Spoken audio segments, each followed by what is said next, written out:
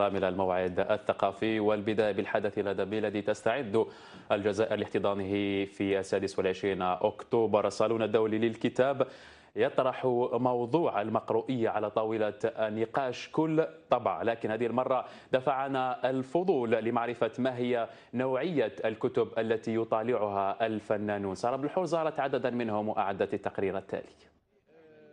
هل تطالع؟ سؤال وجهناه إلى بعض الفنانين الجزائريين في استطلاع قمنا به حول مدى اهتمامهم بالقراءة والمطالعة. وفي غمرة التصوير لفيديو كليب جديد فاجأنا الفنان المغترب فادي طلبي الذي يفضل التكنولوجيا على الكتب.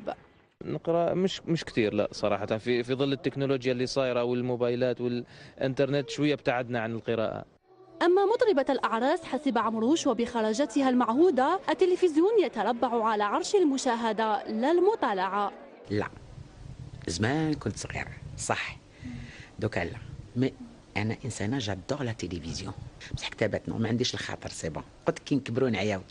ومن الطرب إلى الفن الرابع قد يختلف الأمر، فمراد خان ورغم انهماكه بتصوير مسرحيته الجديدة إلا أنه يجد متسعا لمصاحبة الكتب، ونفس الأمر للممثلة لينا بودراع.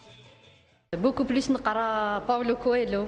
Je suis très très fan de cet auteur là. كتب تاع تشيكوف، تاع ستانيسلافسكي، يعني نطلع مي يعني كتابات هكذايا دي رومون ولا سي رار. شو با ترو ليفغ مي سي رار باش يعني كي يشدني ان ليفغ نكملو حتى الاخر.